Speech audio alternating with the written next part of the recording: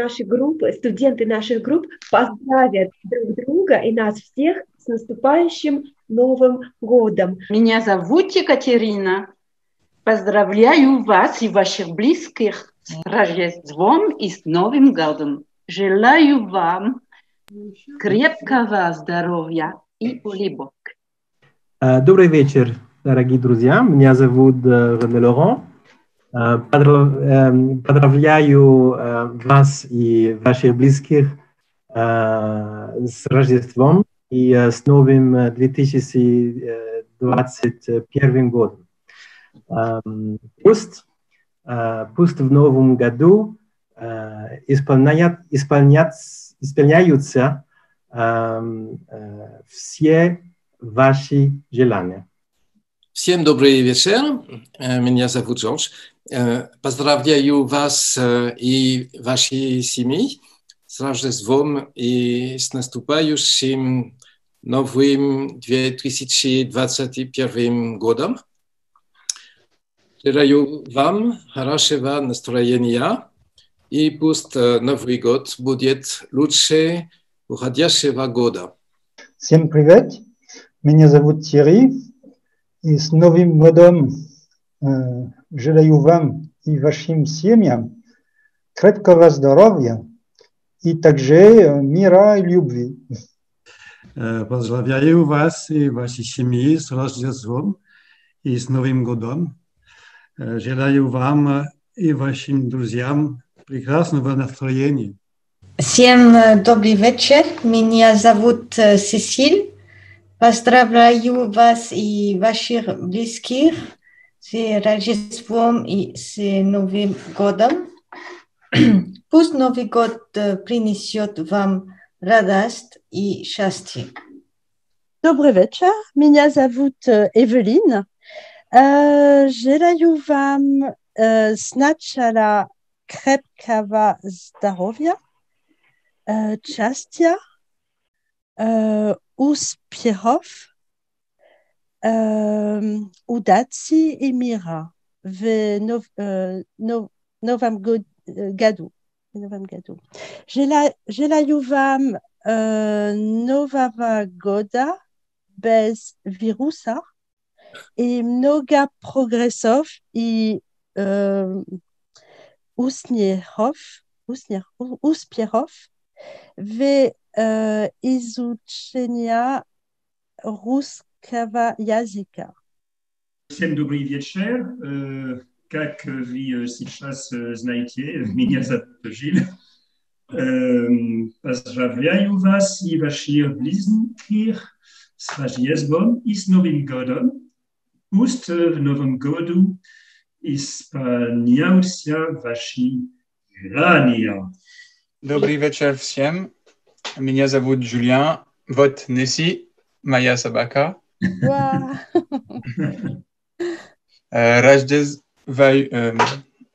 Поздравляю вас и ваши семьи с Рождеством и с Новым годом. Пусть новый 2021 год будет счастливым. Меня зовут Стефани. С Новым годом всем. Счастья, здоровья и любви. Добрый вечер. Я зовут Жан-Марк. С Новым годом и счастья. Меня зовут Катрина. С Новым годом и с Рождеством всем. Я желаю вам крепкого здоровья и шампанское. С Новым годом! Я Летиция, и вот моя собака тоже, Крокет. Мы желаем вам с Новым годом и свобода без карантина.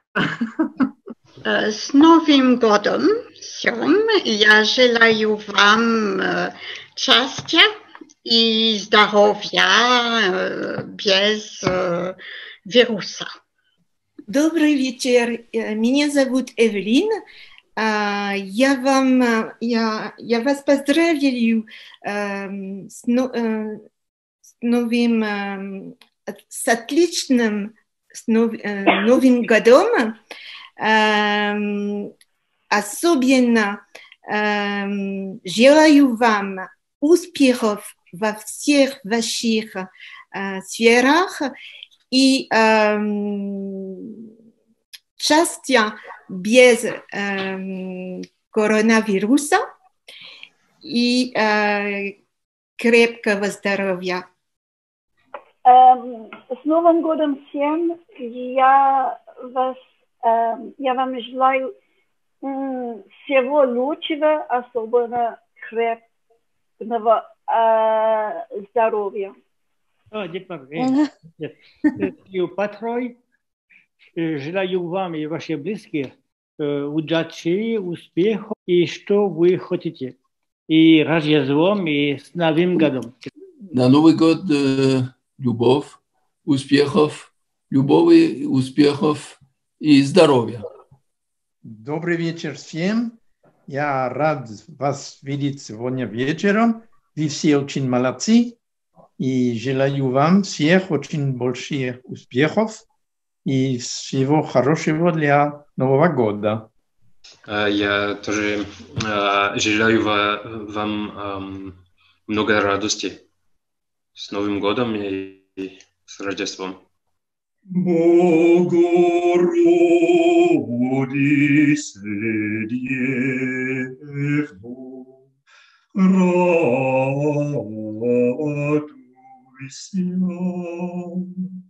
радуйся,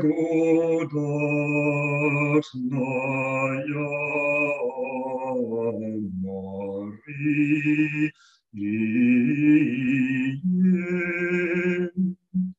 Господь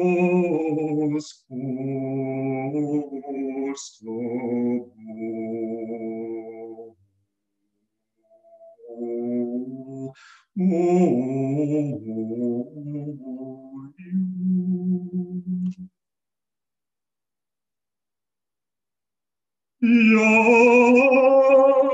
яко спасал родила спаса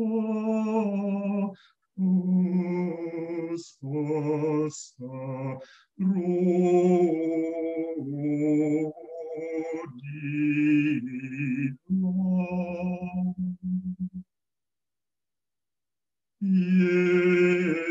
Еси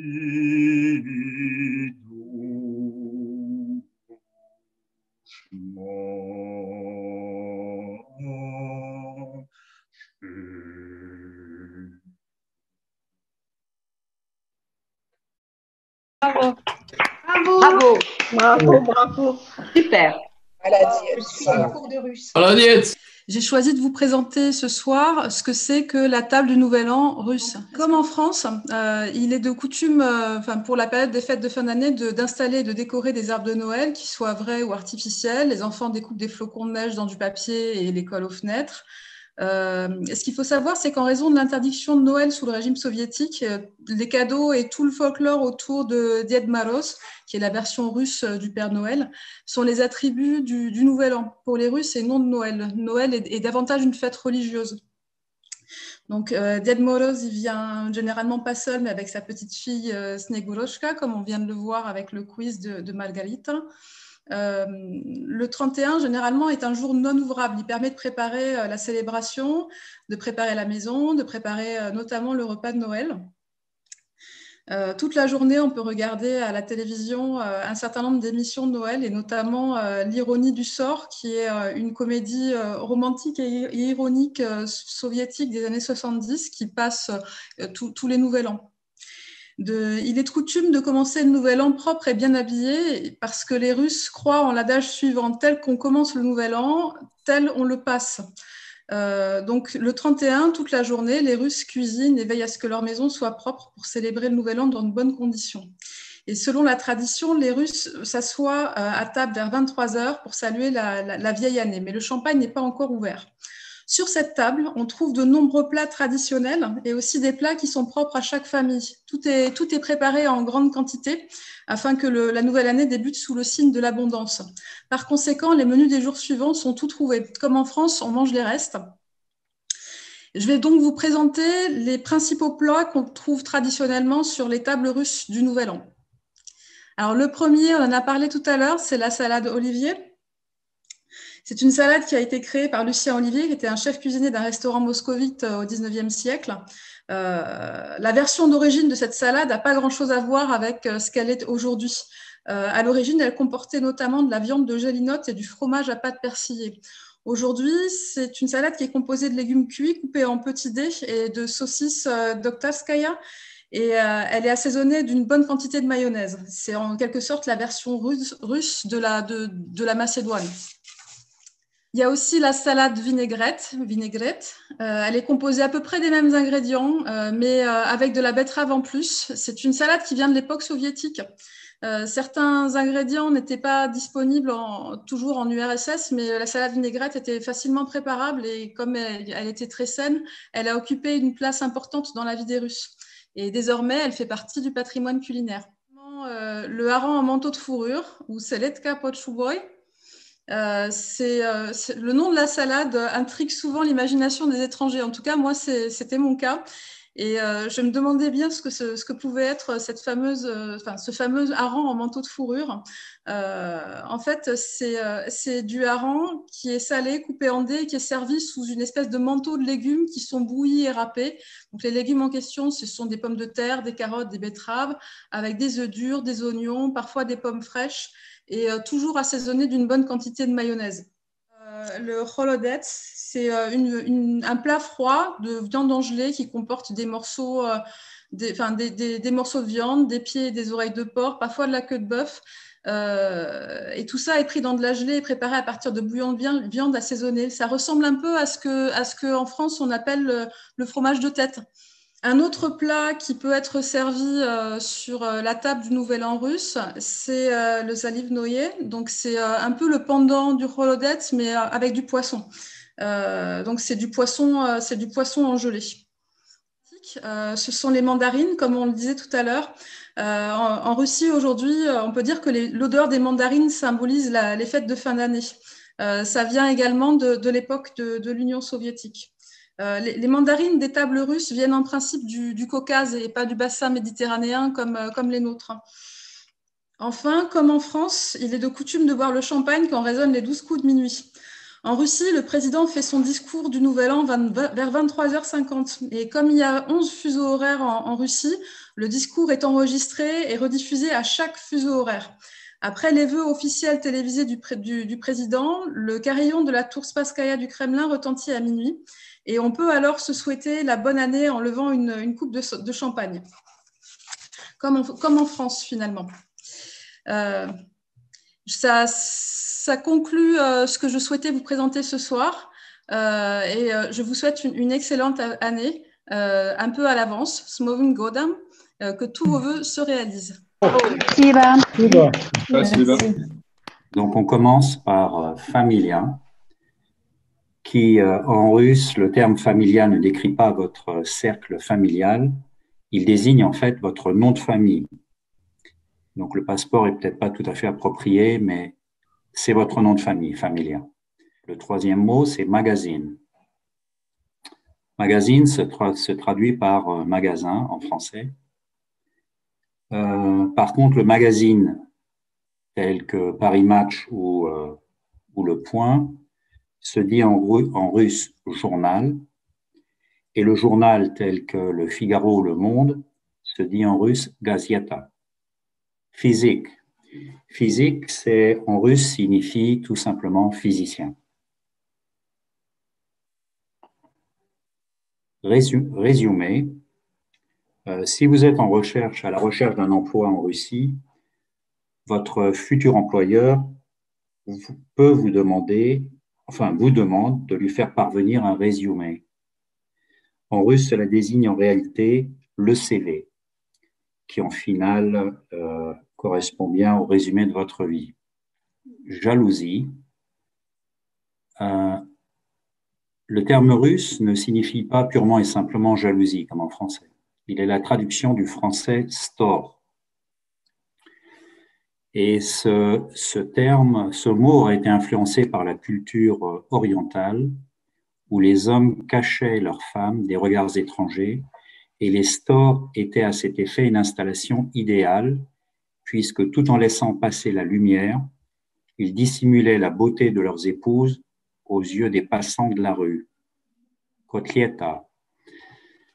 Imaginez que vous êtes dans un restaurant russe, vous parcourez le menu avec attention, parce que vous avez une faim de loup, et vous apercevez soudainement le terme kotlieta. Vous commandez sans tarder, pensant recevoir une côte ou côtelette de bœuf. Vous serez rapidement déçu, car vous allez voir arriver un tout autre mets. C'est en fait une croquette de farce à la viande, enrobée de panure et frites. Il s'agit en fait d'un incontournable de la gastronomie russe, et les pojarskie kotleti au poulet sont très fréquents. Pigeon. Un ami russe vous parle depuis 20 minutes d'un pigeon qui l'exaspère au travail. De par son allure et son comportement, et bien sûr, vous avez l'impression qu'il est tombé sur la tête. Ce qu'il faut savoir, c'est que ce terme en russe ne désigne en rien ces fameux volatiles omniprésents dans nos villes. Il s'agit en réalité d'un jeune homme superficiel, accordant une importance excessive à son allure. En français, cela pourrait se traduire par gandin. Vinaigrette. Stéphanie en a déjà parlé là, lors de la présentation précédente. Si vous voulez découvrir la cuisine locale russe, vous tomberez immanquablement sur la célèbre vinaigrette. Malgré le fait qu'il soit l'homophone parfait du français vinaigrette, il n'est pas ici question de cette sauce dont on a tous l'habitude. En fait, c'est le nom d'une incontournable salade composée de betteraves, pommes de terre, choux, oignons, carottes, petits pois et concombres. Champignons. Décidément, la gastronomie russe est source de confusion pour les personnes qui apprennent le russe. Il serait tentant de penser que le terme champignon désigne n'importe quel champignon. En réalité, il n'inclut que les agariques, c'est-à-dire les champignons plus communément appelés champignons de Paris. Pomada. Si votre petite amie russe vous demande si elle a bien appliqué sa pommade et vous ne savez pas où regarder, rien de plus simple, elle ne fait pas allusion à une énigmatique pommade, mais à son rouge à lèvres. Fourchette. Fourchette, si vos collègues de travail vous convient amicalement à prendre part à une fourchette et vous êtes dans l'embarras ne sachant pas de quelle pratique étrange ils retournent, rien à craindre cependant, il s'agit en réalité ni plus ni moins que d'un buffet.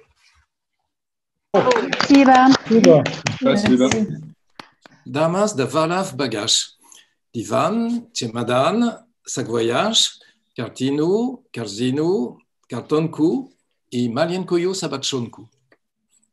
Vidali dame na stanci shitiri zelonir vitanci о том, что получен багаж, диван, чемодан, саквояж, картина, корзина, картонка и маленькая собачкая. Dzieci wiezут na pieron i dajud w открытый wagon. Gotowa. Uložen bagage. Divan, chemodan, sac voyage, kartina, korzina, kartonka i malienkaja sabatshonka.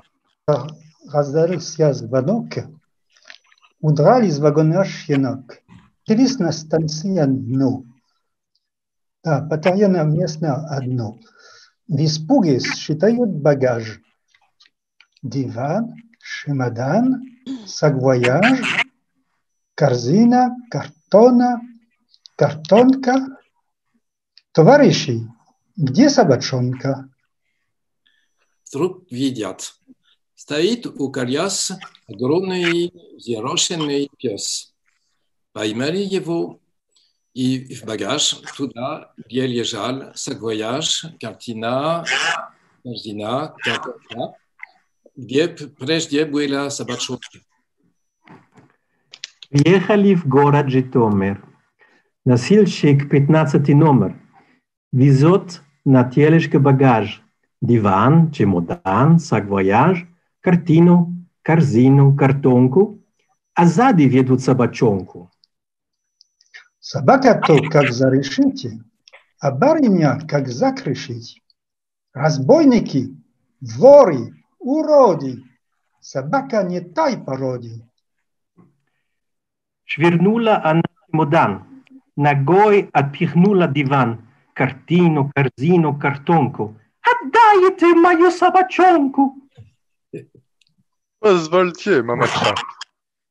На станции, согласно багажной квитанции, от вас получили багаж, диван, чемодан, саквояж, картину, корзину, картонку и маленькую собачонку. Однако за время пути собака могла подрасти. Bravo, bravo, bravo. Très bien, très chouette ça. Вот реклама книга Дубровский. Я выбрал, говорит о этой книге, потому что вы, наверное, не знаете, что делать на каникулах, и поэтому я рекомендую вам читать эту книгу. Как вы, наверное, знаете, Дубровский – это одна из самых известных книг Пушкина. Интересно сказать, что он написал эту книгу во время карантина.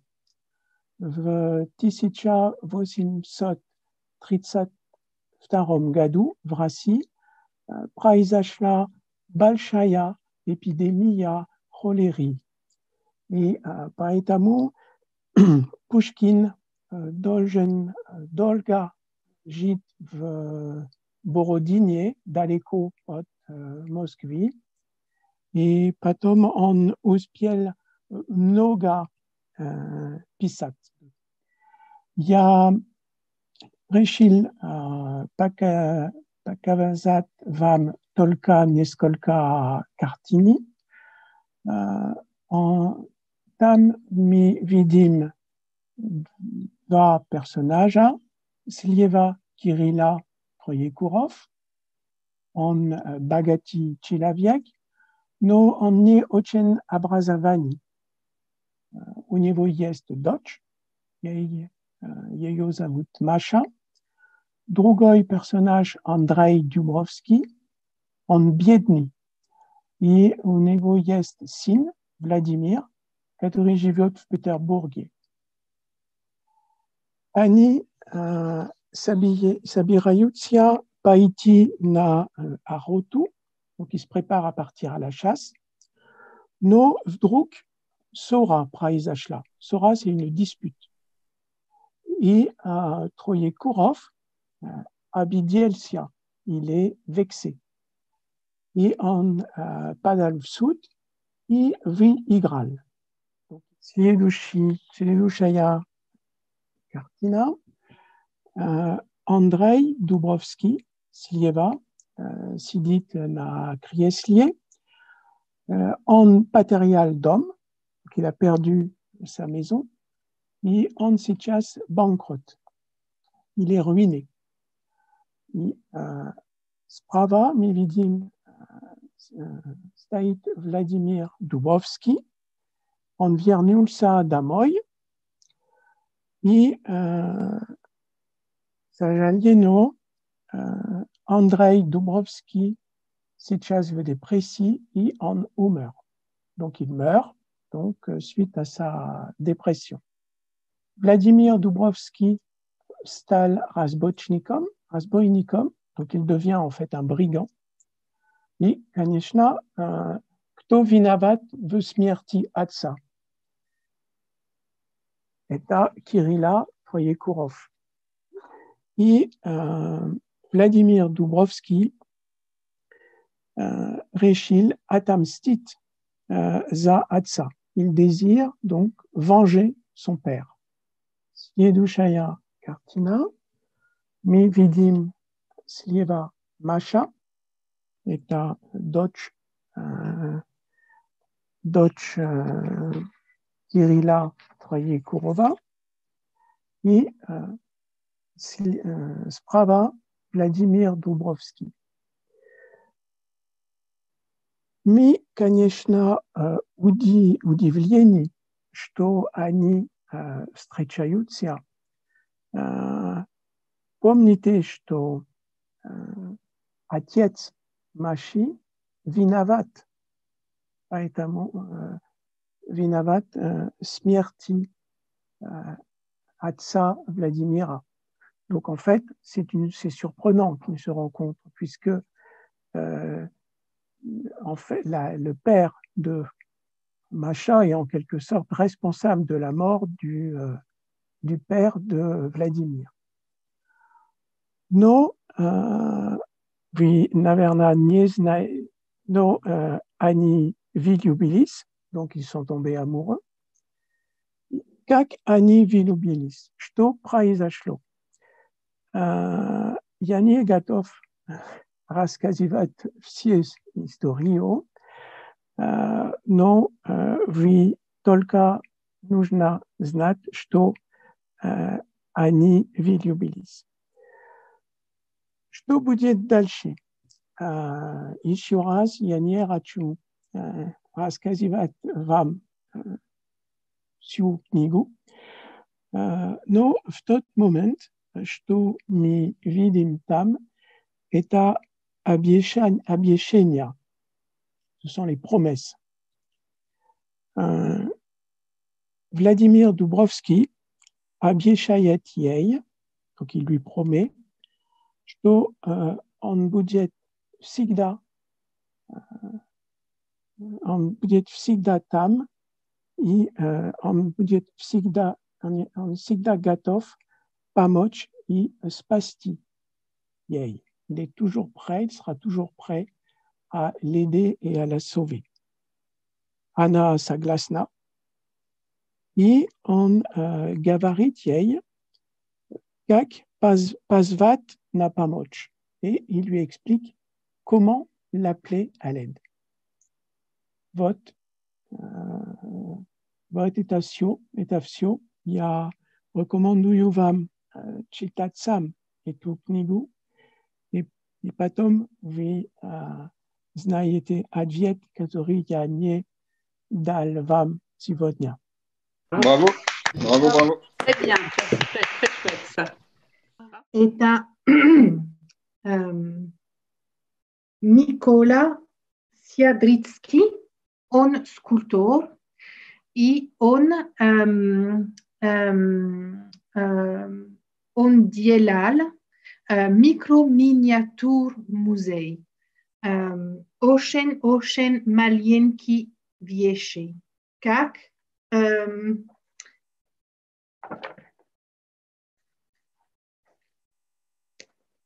это шахматы, очень маленький, очень интересно, это микроскопом вещи. Это шахматы на гвозди. C'est un jeu d'échecs sur un clou. C'est un sculpteur qui sculpte des objets miniatures. Dorogie wieści, очень маленький. Это здесь. Это маленький, очень маленький Zaloty tuflej na vlochu. C'est une petite puce sur laquelle il a sculpté des petits chaussons en or. I tože dorogoj.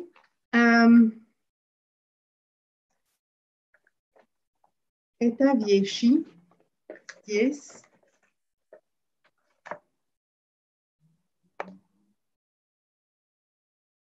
Eta malienki rosa na volosei. C'est une petite rose qu'il a sculptée dans un cheveu. Ja rekomenduju vám eta muzej, jestli vej приехать в Киеве. Когда я была в Санкт-Петербурге, мне очень нравится это мост, ce pont.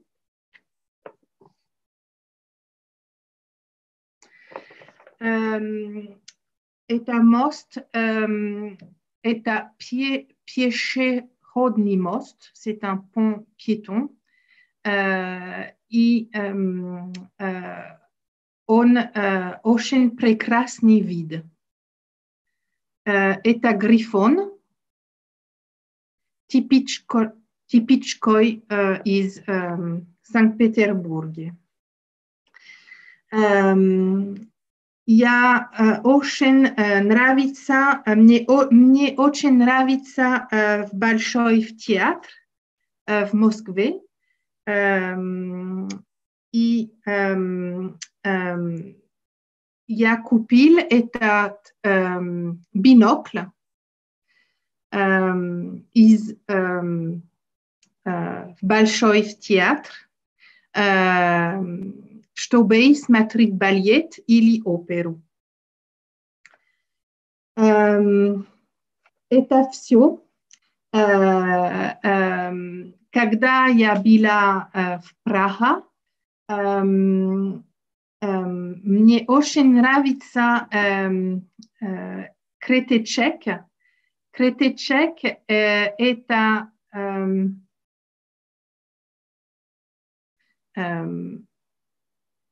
маленький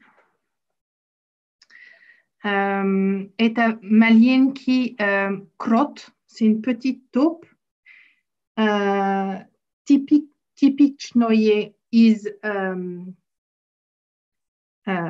Praha, Česká republika. И в Praha есть много вещей с Кретечек. Это все. Bravo, bravo, bravo. Très bien, très chouette ça. Меня зовут Катрин, мне нравится искусство. Donc j'aime bien la peinture et je vais vous parler des couleurs dans la peinture russe. Желтый и золотой, donc le jaune et l'or, иконы, dans les icônes. Andrei Rublev est un русский художник, 14 и 15 века. On rysoval freski i ikony.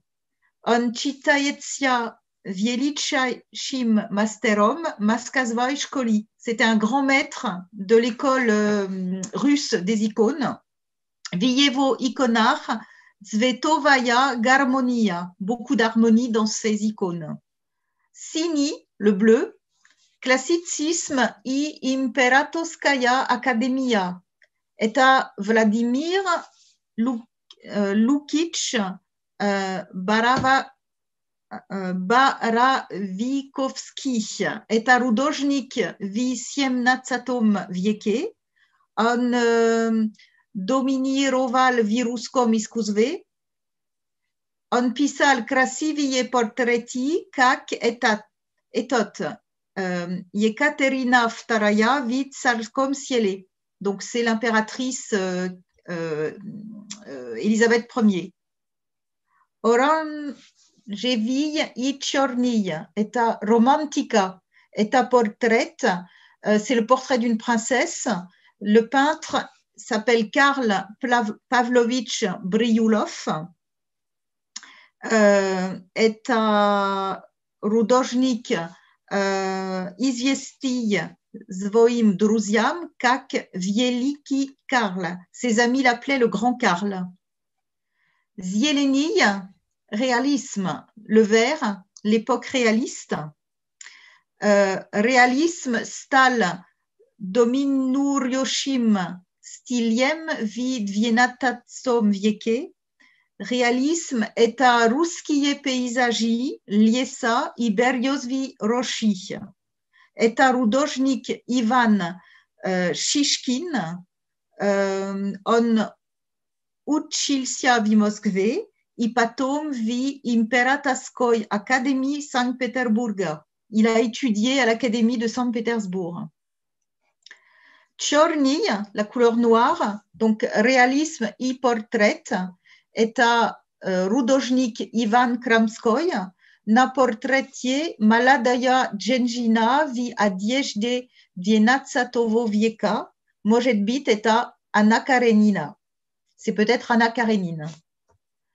Razovi, la couleur rose, réalisme et portrait девушки с перисками, portrait d'une jeune fille en rose avec des pêches, est un художник Valentin Serov, известный русский художник, это красивая девушка в розовом платье. Белый и Sergi, blanc et gris, symbolisme и модерна. Это художник Михаил Александрович Брудбель, это русский художник, это период символизма, это портрет Libiedinoi Princessi, c'est la princesse des cygnes. Chorny, le noir, est un русский modernisme в XX веке, est un Kazimir Severinovich Malievich, родился в Киеве и умер в Ленинграде. Был одним из первых абстрактных художников. C'est la période de l'abstraction. Est à Chorny Gvadrat na bielom fone, y est afsio. Donc c'est un carré noir sur fond blanc. Krasny, le rouge, tachisme et abstraktia, période du tachisme et de l'abstraction. Sovreyemin художник Sergei Polyakov, родился в Москве, он писал абстрактные картины, а значит это современное искусство. Когда он был ребенком, его мать каждый день водила его в церковь. Polyakov любил иконы. Sa maman l'emmenait tous les jours voir des icônes et il aimait beaucoup les icônes. Il est afsio. Спасибо. Bravo, bravo, bravo. Très bien, très chouette ça. Жил человек рассеянный на улице бассейной. Сел он утром на кровать, стал рубашку надевать. В рукава просунул руки, а оказалось, это брюки. Вот какой рассеянный с улицы бассейной. Надевать он стал пальто, говорят ему нету. Стал натягивать гамаши, говорят ему не ваши. Вот какой рассеянный с улицы бассейной. Вместо шапки на ходу он надел сковороду, вместо валенок перчатки натянул себе на пятки. Вот какое рассеяние с улицы бассейной. Однажды на трамвае он ехал на вокзал и двери открывая, вожатому сказал: Глубоко уважаемый, вагонов уважаемый, глубоко уважатый. Во что бы оно ни стало, мне надо выходить. Нельзя ли у трамвая вокзал остановить? Вожатый удивился, трамвай остановился. Вот какой рассеянный с улицы бассейни.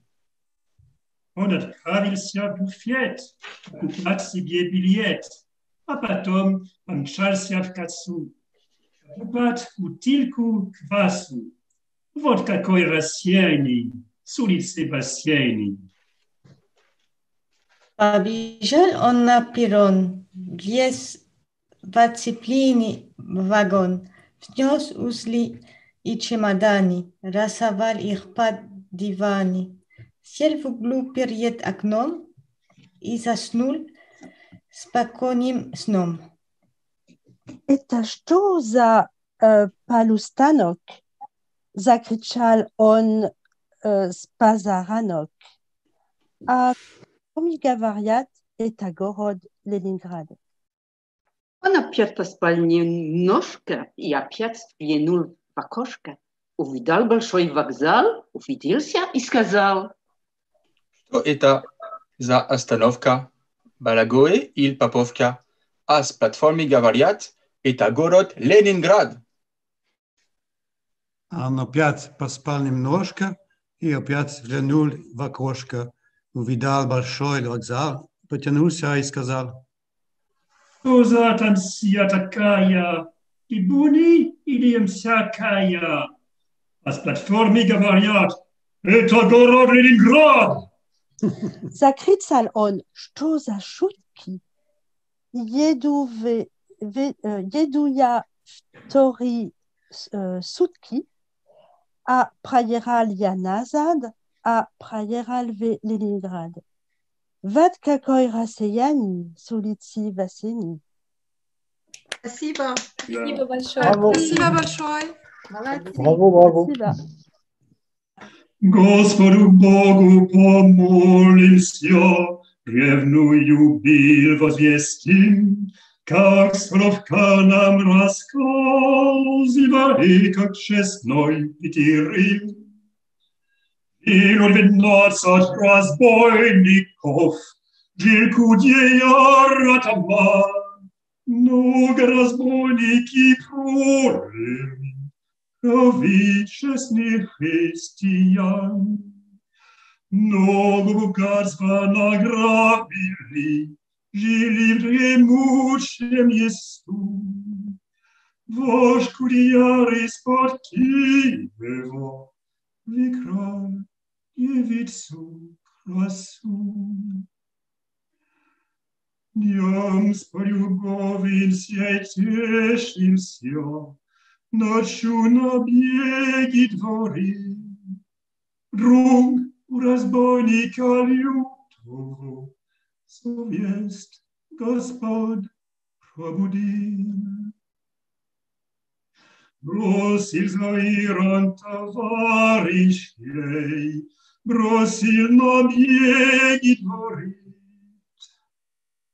Сам, куда я в монастырь пошел, Богу и людям служить.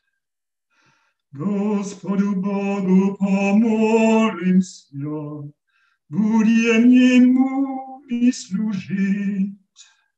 За курьера разбойника будем ми Бога молить. Господу Богу помолимся, древную бил возвестим, как Скоровка нам рассказывали, как честной Петерим. Браво! Браво. Ну, эта песня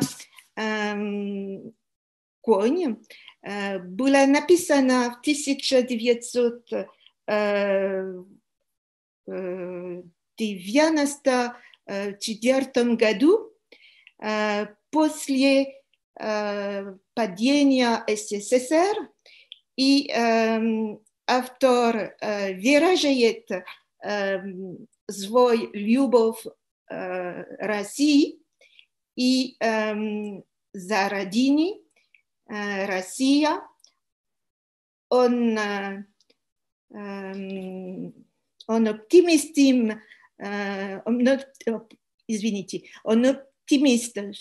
тоже за новую родину после падения.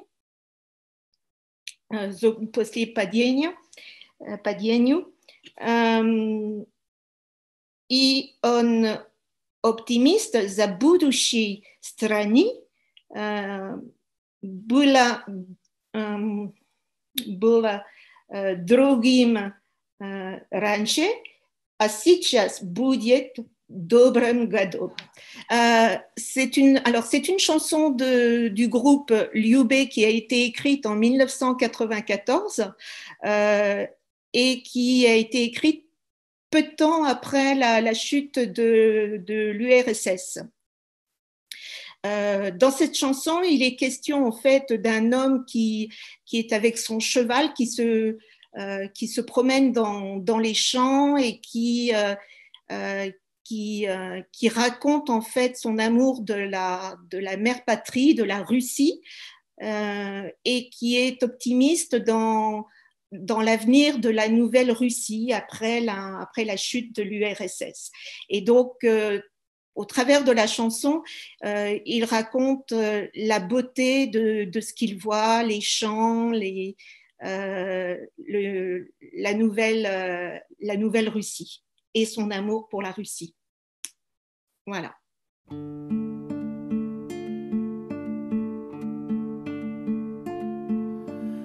Выйду в поле с конем, ночкой темной тихо пойдем, мы пойдем с конем, по полю вдвоем, мы пойдем с конем, по полю вдвоем, мы пойдем с конем, по полю вдвоем, мы пойдем с конем, по полю вдвоем. Ночью в поле звезд благодать, в поле никого не видать, только мы с конем по полю идем, только мы с конем по полю идем, только мы с конем по полю идем, только мы с конем по полю идем. Сяду верхом на коня, ты неси по полю меня, по бескрайнему полю моему, по бескрайнему полю моему. Дай-ка я разок посмотрю, где рождает поле зарю. Ай, брусничный свет, али да рассвет, али есть то место, али его нет. Ай, брусничный свет, али да рассвет, али есть то место, али его нет. Полюшка моё, родники, дальних деревень огоньки, золотая рожь, да кудра вильон, я влюблен в тебя, Россия, влюблен. Золотая рожь, я влюблен, я влюблен в тебя, Россия, влюблен. Будет добрый год хлебород, было всяко пройдет,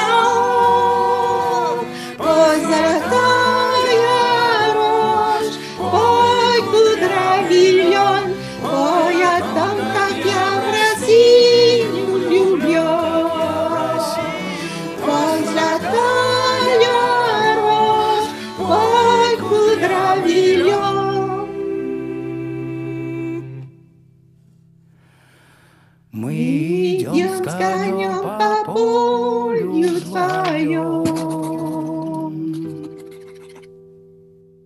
Спасибо. Спасибо. Эта картина Василия Пукирева, художника 19 века. C'est un peintre du 19e siècle. Эта картина находится в Третьяковской галерее в Москве. Когда мы смотрим на эту картину, мы сразу понимаем, что это не нормальный брак. Ce n'est pas un mariage habituel. Это брак без радости, без любви, sans joie et sans amour. Девушка очень молодая. Почти ребенок. Ее лицо бледное. И свет в картине акцентирует бледность лица, белизну платья и невинность невесты. Она дает свой палец для конца, она не смотрит. Трудно придумать себе о мишленах старого священника, du prêtre très âgé. On n'arrive pas à deviner ce qu'il pense. По-моему, эта картина была сатирой на общество того времени.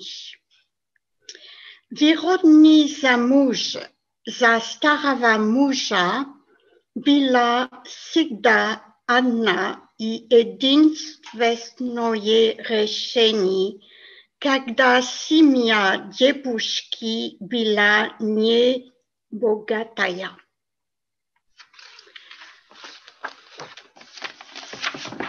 В российском обществе началась долгая борьба за улучшение положения женщин. C'est déjà au moment du 19e siècle qu'a commencé la lutte pour l'amélioration du sort des femmes dans les milieux intellectuels. Спасибо. Спасибо. Добрый вечер. Есть популярные русские песни, которые весь мир знает. Мне очень нравится одна, цыганская, романтичная. Ее исполнили знаменитые басы, как Федор Шаляпин и Иван Ребров. Наверное, вы уже догадались?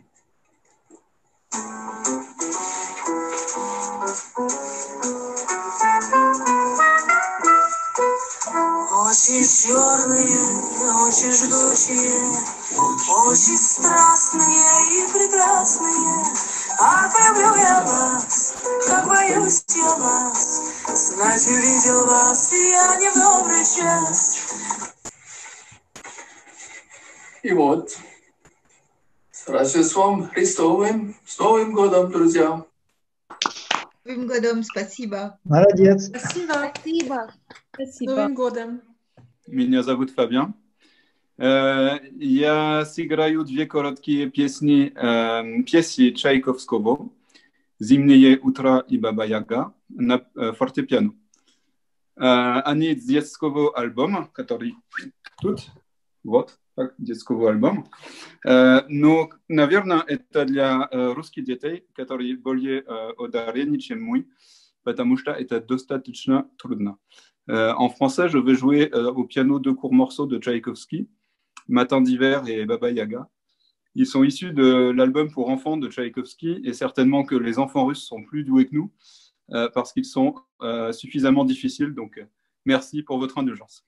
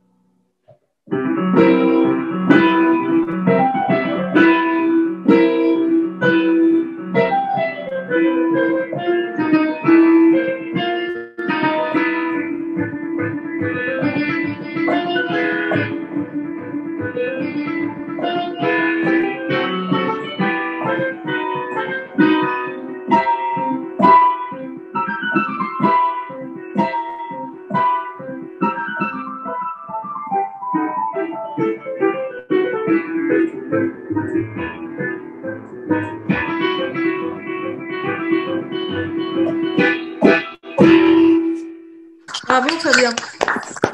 Bravo. Nous allons chanter à 4 une pièce, une petite chanson que vous connaissez sans doute un petit peu parce que elle ressemble beaucoup à une chanson russe, alors que c'est pas tout à fait une chanson russe. Enfin, c'est un petit peu arrangé. Donc, vous nous direz ce que vous en pensez. Donc, vont chanter Christine, Vincent, Géry et moi. Je laisse la parole à la première grande chanteuse, qui est Christine. Добрый вечер всех. Не слышны в парке даже шорохи.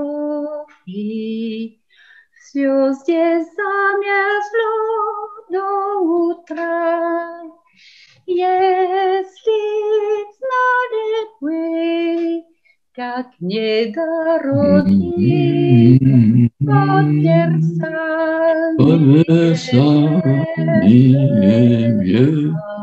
Канал движется и не движется. Все из лунного серебра. Песня слышится и не слышится. В холодные вечера. Что ж ты, милая, смотришь и сказал, низко голову наклонял, руно высказал, и не высказал, все, что на сердце у меня. А разве уже все заметнее? Так, пожалуйста, добра, не забудьте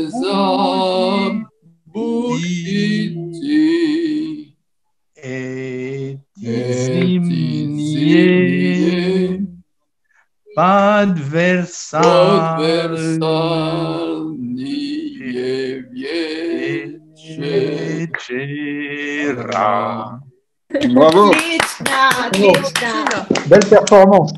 Я изучала русский язык из-за эту песню. Я буду петь народная песня донских казаков. Это очень известная. Это «По Дону гуляет казак молодой». По Дону гуляет, по Дону гуляет, по Дону гуляет Дед Мороз. А там дева плачет, а там дева плачет, а там дева плачет над быстрой рекой. О чем, дева, плачешь? О чем, дева, плачешь? О чем, дева, плачешь? О чем слезы льешь? А как мне не плакать? А как мне не плакать? А как мне не плакать? Слез гико не лит. Цыганка гадала, цыганка гадала, цыганка гадала, за ручки брала. Не бить тебе дева, не бить тебе дева, не бить тебе дева, за мужем женой. Не вера, дорогая, не вера, дорогая, Не верь, дорогая, не верь никому. Поверь, дорогая, поверь, дорогая, поверь, дорогая, лишь не одному. Браво! Спасибо большое, спасибо огромное за прекрасный концерт. Это было настоящее удовольствие. С Новым годом, с Рождеством. Желаю вам всего самого прекрасного и, конечно, большого прогресса в русском языке. И я присоединяюсь к словам Татьяны и от себя поздравляю всех студентов, преподавателей, учеников школы Антошка с Новым годом. И пусть новый наступающий 2021 год будет лучше уходящего года. И желаю нам всем увидеться на курсах русского языка в следующем году. С Новым годом! Спасибо. Спасибо. С Новым годом! Спасибо всем. Счастливо Новым годом. Спасибо за вечер.